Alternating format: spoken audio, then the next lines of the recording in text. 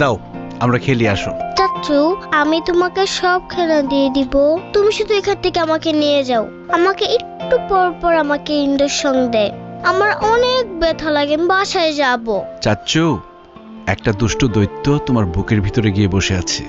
আমি ডাক্তারকে বলেছি ওই দৈত্যটাকে বের করতে হবে, এই জন্য তোমার ওষুধ খেতে হবে, ইঞ্জেকশন নিতে হবে।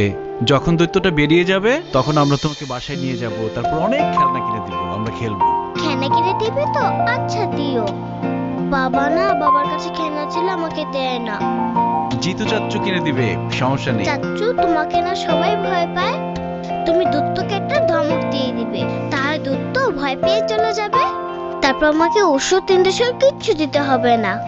না রে চাচ্চু, দৈত্যকে বের করতে হলে ওষুধ খেতে হবে, ইঞ্জেকশন নিতে হবে, বকা দিলে যাবে না। আর আমাকে সবাই ভয় পায়, তোমাকে কে বলেছে? বাবা মাকে বলছিল, আমি শুনে ফেলেছি। আজকে ওর অপারেশনের টাকা পুরোটাই জিতু দিছে। আজকে ও যদি না থাকতো আমরা আমাদের মেয়েকে বাঁচাইতে পারতাম না। আরে রিপন ভাই, কি শুরু করলা তুমি? ভাবির সামনে বাচ্চা